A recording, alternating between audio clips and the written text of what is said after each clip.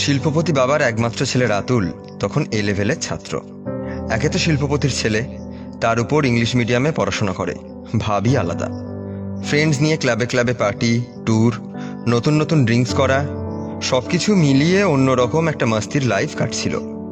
বন্ধুদের মধ্যে তার একটা লিডার ভাব ছিল, তার কারণ সে সবচেয়ে বেশি খরচ করত। একদিন প্ল্যান করলো বন্ধুরা মিলে থাইল্যান্ড যাবে ট্যুরে, আর তার এইবারের বার্থডে সেইখানেই সেলিব্রেট করবে। এর মধ্যে আমার দুই বন্ধু একটু গরিব, তাদের খরচ রাতুলকেই বহন করতে হবে। তার বাবা বাসায় ড্রয়িং রুমে বসে কফি খাচ্ছেন। বাবার সামনে যেতেই রাতুল কিছু বলার আগেই বাবা বলল, অ্যামাউন্ট কত? রাতুল বলল, না মানে বাবা, সামনে আমার জন্মদিন তো, তাই মানে এই আর কি। বাবা উচ্চ স্বরে রেগে গিয়ে বলল, আমি তোমাকে জিজ্ঞেস করেছি অ্যামাউন্ট কত? 2 লক্ষ বাবা। রাতুলের বাবা বললেন, জাতির শ্রেষ্ঠ সন্তান তুমি, জন্ম নিয়ে এই জাতিকে কৃতার্থ করেছ। তোমার জন্মদিনে মাত্র 2 লক্ষ টাকা খরচ হবে, কম হয়ে গেল না তো? এর মধ্যে রাতুলের মা চলে এসেছেন। কি হয়েছে? আমাদের একমাত্র ছেলে, এই সম্পদ সবকিছুই তো একদিন ওর হবে, দিয়ে দাও, ওর মনে কষ্ট দিও না। মায়ের এই কথার উত্তরে রাতুলের বাবা উত্তর দিলেন, আমি যদি আমার ছেলেকে একটা উড়ন্ত বিমানের পাইলটের সিটে বসিয়ে তোমার ছেলের উপর প্লেনের দায়িত্ব দিয়ে নেমে পড়ি, তখন কেমন হবে তুমিই বলো। শোনো রাতুলের মা, এই সম্পদ একদিনে আসেনি, এর দায়িত্ব নিতেও নিজেকে যোগ্য করে তুলতে হয়। ঠিক আছে, আমি তোমার ছেলেকে 2 লক্ষ টাকা দেব, যদি সে আগামীকাল আমাকে পরিশ্রম করে 200 টাকা উপার্জন করে এনে দিতে পারে। রাতুল মনে মনে বলল, সারা রাত নাক ডেকে ঘুমিয়েছি, মাত্র 200 টাকা? লুল, বাবা আগামীকালই দেখতে পারবে আমি তার সম্পদের দায়িত্ব নেওয়ার মতো যোগ্য হয়েছি। পরের দিন সকাল 7টায় বাবা রাতুলকে ডেকে ঘুম থেকে উঠিয়ে দিল। কি যে বিরক্ত লাগছিল তার, মাত্র 200 টাকার জন্য এত সকালে ঘুম থেকে উঠতে হবে। রেডি হয়ে একেবারে ফুলবাবু সেজে 200 টাকা উপার্জন করতে বের হয়েছে সে। পকেটে 1 টাকাও নেই, সাথে বাবা একজন স্পাইও দিয়েছে। ঘর থেকে বের হওয়ার পর এখন মনে হচ্ছে সে একটা সমুদ্রের মাঝে পড়ে গেল। বিনা পুঁজিতে টাকা কোথায় পাবে? কারো কাছ থেকে ধার করতে পারছে না, কারো সাহায্য নিতে পারছে না, ভিক্ষাও করতে পারবে না। ভাবতে ভাবতে দুপুর হয়ে গেল। অবশেষে একটা রিক্সার গ্যারেজে গেল। মনে মনে ভয়ও পাচ্ছিল, অনেক মানুষ আছে, রিক্সাওয়ালার গায়ে হাত তোলে যদি তাকে কেউ রিক্সাওয়ালা ভেবে মারে। তখনই বিবেক রাতুলকে বুঝিয়ে দিল, রিক্সাওয়ালাও তারই মতো মানুষ, তাদের গায়ে হাত তোলা অন্যায়। রিক্সার গ্যারেজে যাবার পর অপরিচিত মানুষ বলে তারা তাকে রিক্সা দিল না। হঠাৎ রাতুলের মাথায় বুদ্ধি এলো, রিক্সা পায়নি তো কি হয়েছে, রিক্সা ঠেলতে তো পারবে। সে মনে মনে ভাবল, আমি আমার বাবার ছেলে, এত সহজে হার মানব না। তখন উঁচু উঁচু ব্রিজগুলোতে পেছন থেকে একজনকে রিক্সাওয়ালার সাথে ঠেলে উপরে উঠিয়ে দিতে হতো। বিনিময়ে যাত্রীরা 1 টাকা করে দিত। জীবনে কোনো কাজই করেনি, 1 গ্লাস পানিও নিজে ঢেলে খায়নি, আর আজ তপ্ত রোদে রিক্সা ঠেলেছে। এইভাবে 1 ঘন্টায় 10টা রিক্সা ঠেলে 10 টাকা উপার্জন করেছে। 11 নম্বর রিক্সা ঠেলতে গিয়ে পড়ে হাঁটু ছিলে গেল। আবার উঠে দাঁড়ালো সে। যখন যাত্রী রাতুলের হাতে 1 টাকার একটা কয়েন দিচ্ছিল, তখন চোখ দিয়ে কেন যেন কান্না চলে আসলো। ঘণ্টাখানেক পর হাঁটুর ব্যথা আরো তীব্র হতে লাগলো। সন্ধ্যা পর্যন্ত গুনে দেখে মাত্র 40 টাকা হয়েছে, আর পারছে না।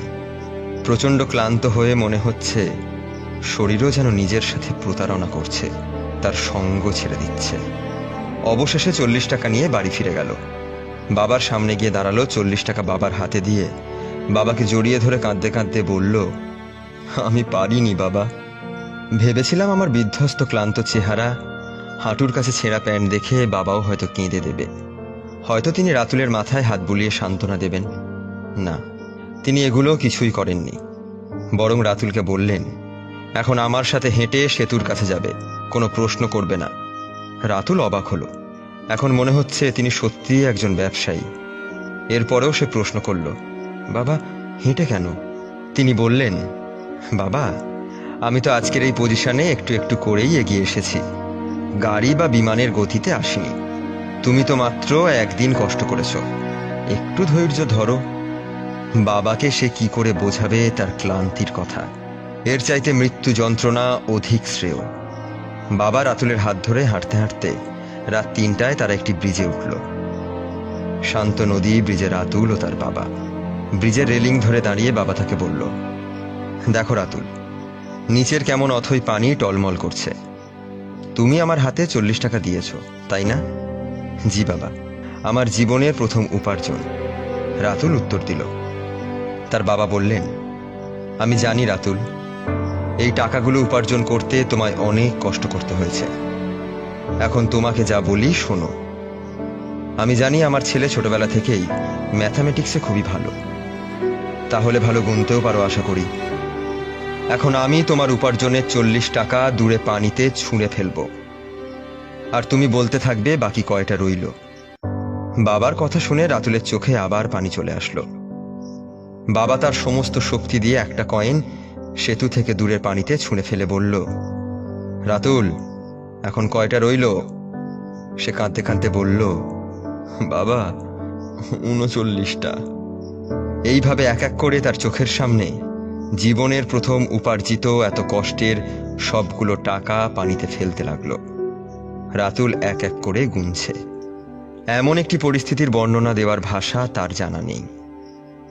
শুধু জানে তার চোখ থেকে ঝরে পড়া প্রতিটি অশ্রু যেন কেরোসিনের তেলের মতোই আমার হৃদয়কে পুড়িয়ে ছাই করে দিচ্ছে। বাবা তার গায়ে কোনোদিন হাত তোলেননি, কোনোদিন একটা বকাও দেয়নি। আজ মনে হচ্ছে সব সুদে আসলে পুষিয়ে নিচ্ছে। শেষের টাকাটা বাবা ফেলল না। তারপর বলল, রাতুল, তোমার উপার্জনে 40 টাকা আজকে আমি নষ্ট করাতে তুমি কাঁদলে, আর আমার কত টাকা তুমি এইভাবে নষ্ট করেছ। কোথায়? আমি তো একবারও কাঁদিনি। তোমার অনুভূতিতে যেমন কষ্ট লাগছে, আমারও ঠিক তেমনই অনুভূতি আছে কষ্ট উপলব্ধি করার জন্য। তোমার শেষের এই টাকা আমি রেখে দিলাম। এটা আমার সন্তানের প্রথম উপার্জিত টাকা। এটা একজন পিতার জন্য গর্বের একটা প্রাপ্তি। এটা স্মৃতি হিসেবে আমি মৃত্যু পর্যন্ত সাথে রাখব।